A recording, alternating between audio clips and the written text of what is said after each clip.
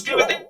Con el camino a WrestleMania entrando en sus últimas semanas, es la hora de, una vez más, revisar el historial extenso del show de shows, revisando una edición del evento que, como ninguna otra, estará marcada por siempre por motivos alejados de los cuadriláteros.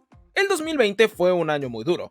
La humanidad enfrentó uno de sus desafíos más grandes con una pandemia mundial, pero en medio del temor y de la incertidumbre, la WWE decidió que el show debía continuar y revolucionó el formato de WrestleMania para entregarnos no una, sino 2 noches, en las cuales nuestras mentes podrían distraerse de la dura realidad.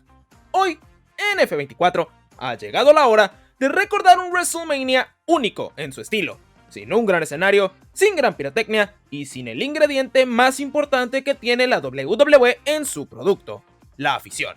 Este es WrestleMania 36.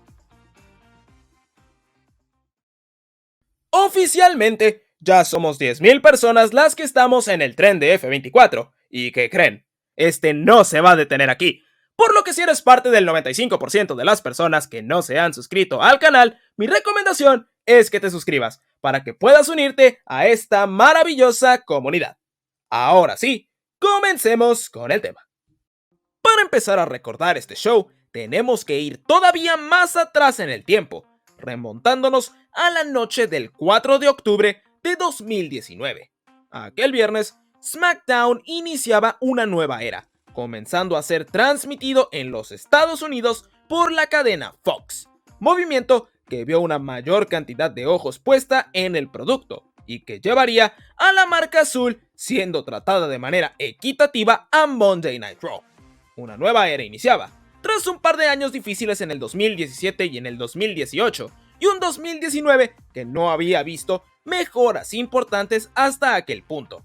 La WWE esperaba que la llegada de su producto a Fox fuera el impulsor que trajera un resurgimiento, aunque un cambio de televisora no representaba en automático una mejora creativa.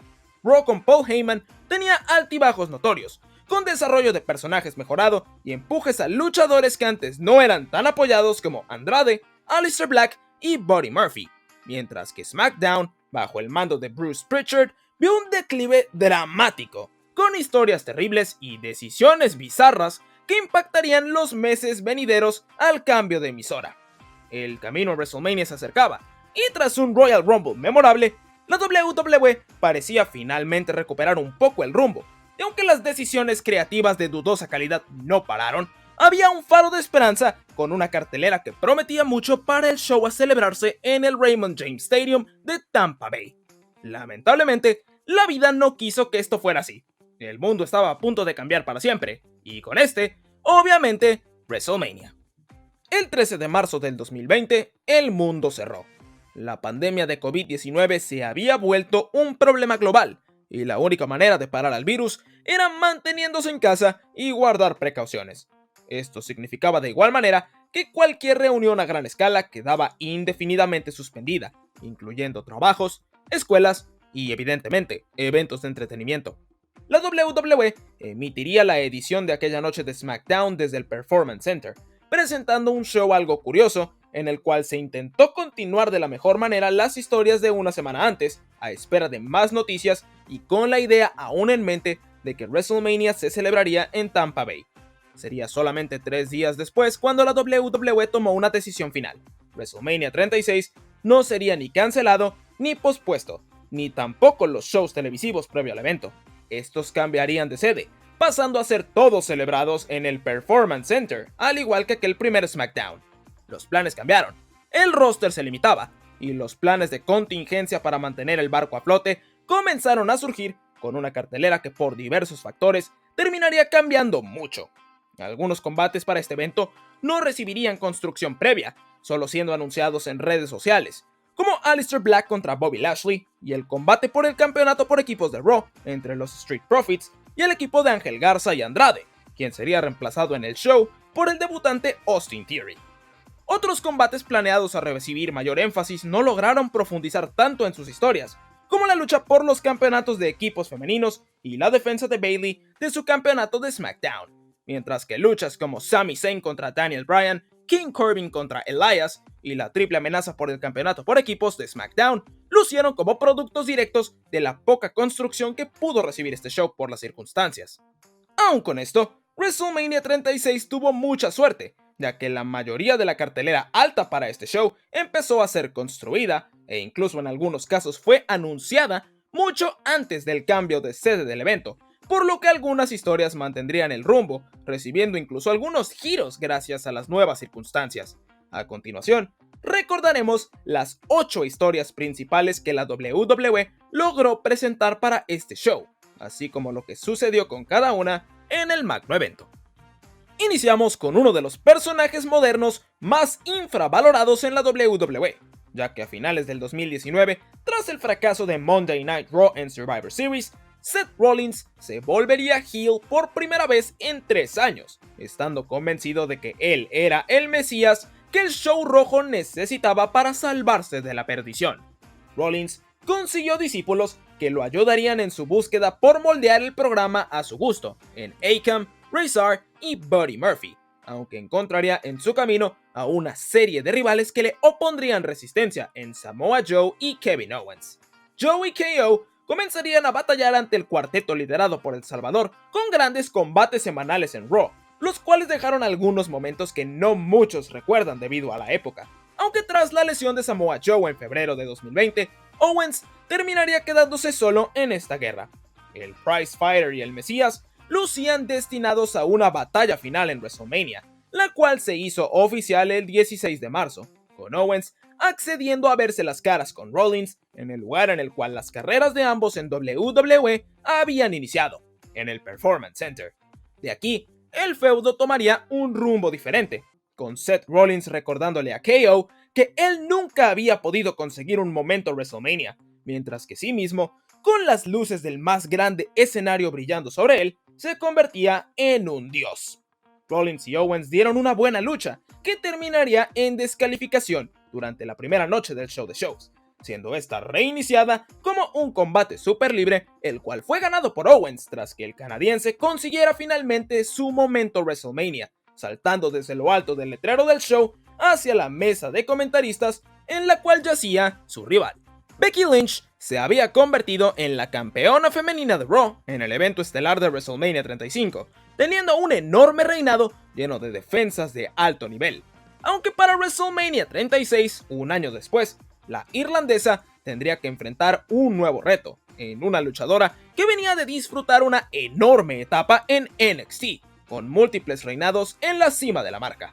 Shayna Baszler dominó el Royal Rumble, y aunque no logró ganar la batalla real, se consolidó como una futura jugadora de impacto para el momento en el que se diera su llegada al roster principal. Esta no tardaría mucho, ya que el 10 de febrero, la Reina de Espadas debutaría con un brutal ataque hacia Lynch.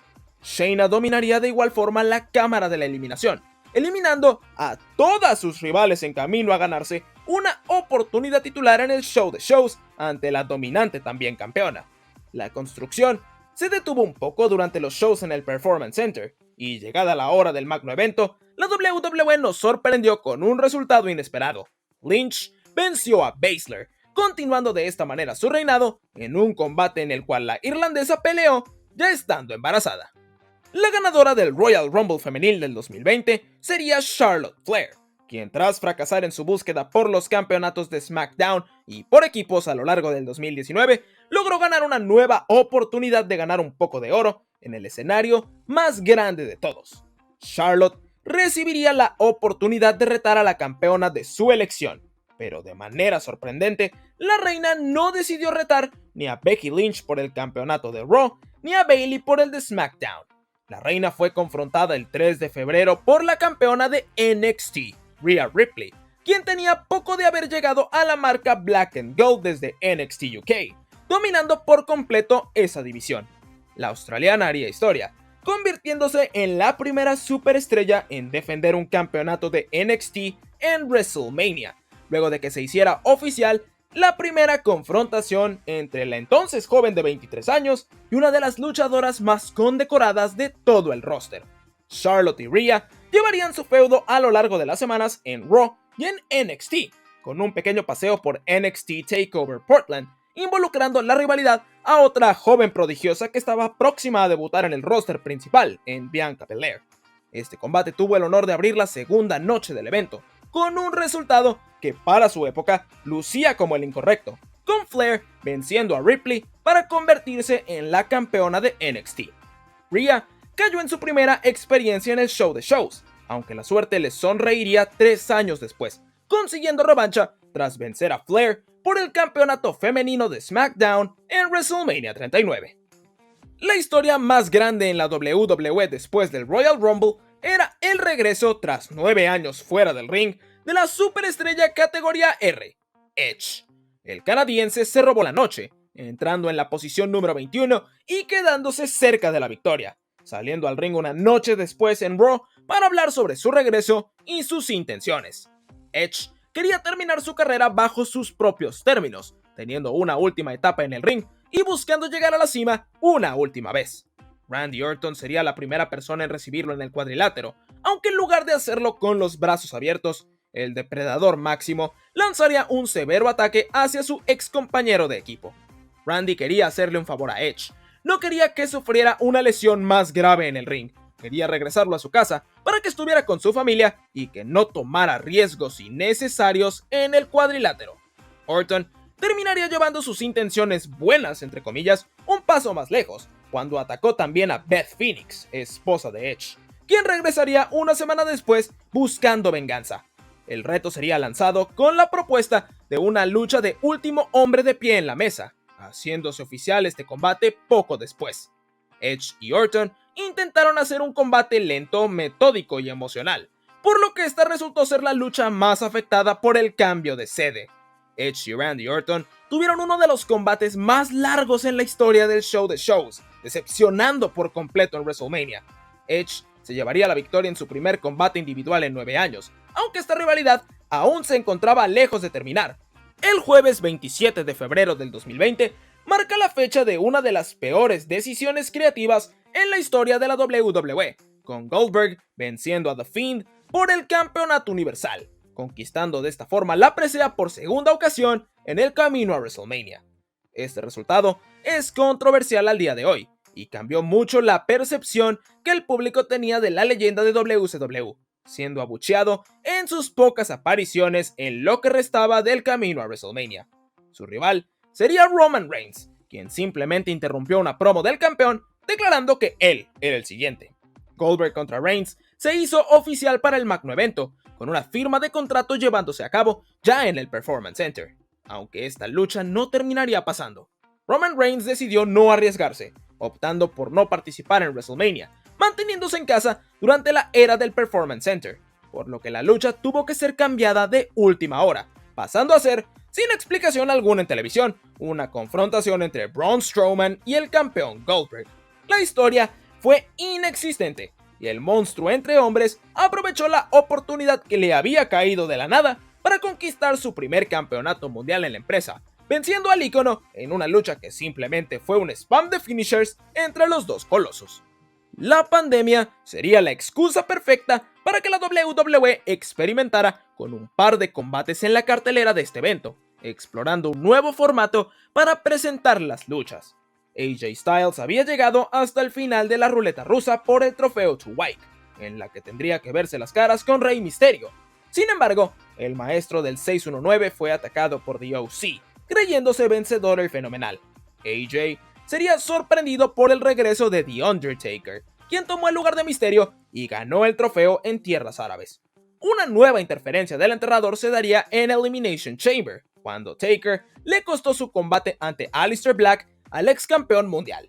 Debido a estas constantes molestias, Styles comenzaría a meterse con el enterrador y con su esposa, Michelle McCool, a quien culpaba de los constantes regresos de Taker y de que el enterrador no pudiera finalmente retirarse. El contrato sería firmado para una lucha en WrestleMania, aunque este tendría como aditivo especial una curiosa estipulación. AJ Styles contra The Undertaker se trata de la primera Boneyard Match de la historia, un combate cinematográfico presentado como película de acción en el cual ambos luchadores se enfrentarían en un cementerio. Styles y Taker sorprendieron con el nuevo formato, el cual trajo sorpresas, como el nacimiento de la Unholy Trinity, personaje que combinaba a The Undertaker, al American Badass y a Mark Calloway en una muy poderosa nueva versión de la leyenda. Taker finalmente salió vencedor, enterrando vivo a su rival y saliendo del cementerio montado en su motocicleta, manejando hacia la noche, dando así un final digno a una de las mejores carreras en la historia de este deporte. Así como AJ Styles y The Undertaker en la noche 1, la noche 2 de WrestleMania 36 contaría con su propia lucha cinematográfica, con dos de los personajes más importantes en la historia de la empresa como protagonistas. En el 2014, Bray Wyatt enfrentó a John Cena en WrestleMania 30, perdiendo la lucha, sellando de esta manera el fracaso más grande de su carrera. Esta derrota representaría el inicio de la caída del Devorador de Mundos, caída que finalmente se detendría con el surgimiento de la Firefly Funhouse, en donde Bray, sus amigos y todas sus luciérnagas eran protegidas por The Fiend. El demonio dominó a la WWE con su llegada, conquistando el campeonato universal en su tercer combate y mostrándose como una fuerza imbatible y exageradamente poderosa. Goldberg se metería en su camino de destrucción, aunque para el momento de esta derrota, Wyatt ya había puesto la mira en un nuevo objetivo, ya que la causa de su desmoronamiento estaba por volver a SmackDown. John Cena volvió el 28 de febrero del 2020, anunciando que no participaría en WrestleMania 36, dejándole su lugar al nuevo talento, aunque al terminar aquella promo, sería retado por The Fiend a una confrontación en el escenario más grande de todos. Cena y Wyatt tendrían varios enfrentamientos a lo largo de las semanas, confirmándose que la lucha sería una Firefly Funhouse match, en la cual Cena se proponía terminar con la existencia de la superestrella más sobrehypeada, sobrevalorada y sobreprivilegiada en la historia de la WWE. Cena y Wyatt terminarían dando una lucha que en realidad no fue una lucha, ya que en palabras de Bray, Cena estaba a punto de enfrentar a su rival más grande, sí mismo. Cena revivió su carrera junto a Wyatt, desde el fracaso de su debut, los shows que lo hicieron fan durante su infancia, su etapa como el doctor de los Thuganomics y el combate de WrestleMania 30. Bray, en este punto, le propuso a Cena corregir su error de 6 años antes, entregándole una silla y pidiendo que lo atacara y le pusiera fin a esta tortura mental. Cena atacó a Bray, apareciendo en el ring como el heel que nunca fue, desquitando todas las frustraciones a lo largo de los años en Huskus the Pig. El destrozado ícono sería finiquitado por The Fiend, quien lo venció, cumpliendo de esta forma la misión que Cena había propuesto antes del combate. El evento estelar del fin de semana sería la culminación de un recorrido de más de 10 años, cuando Drew McIntyre, el elegido, finalmente recibía la oportunidad de retar por el campeonato de la WWE de la bestia Brock Lesnar. Drew había debutado en el 2009, siendo presentado por Mr. McMahon como un futuro campeón mundial, aunque el escocés no logró llenar las botas que el jefe tenía hechas para él. McIntyre fue despedido de la WWE en 2014, pasando por las independientes y reinventándose por completo en ellas, volviendo a la empresa en 2017 como un luchador totalmente diferente. McIntyre ganó el Royal Rumble del 2020, entrando en el número 16 y poniéndole fin al dominio de Brock Lesnar, quien había entrado como el primer participante y había eliminado a 13 luchadores de manera consecutiva. Drew no tardó en elegir a Lesnar como su rival para WrestleMania, con una confrontación digna de estelarizar un show como este, con el guerrero escocés estando cerca de cumplir con las expectativas que se pusieron en sus hombros en el 2009. El momento de McIntyre no llegó como él hubiera querido, conquistando el campeonato de la WWE y derrotando a la bestia en un gimnasio vacío, sin público presente y en medio de una crisis mundial. Momentos después de su triunfo, Drew se dirigió a la cámara principal, agradeciéndole a toda la gente que lo apoyó en el camino, mostrándose como un héroe conquistador en el cierre del fin de semana.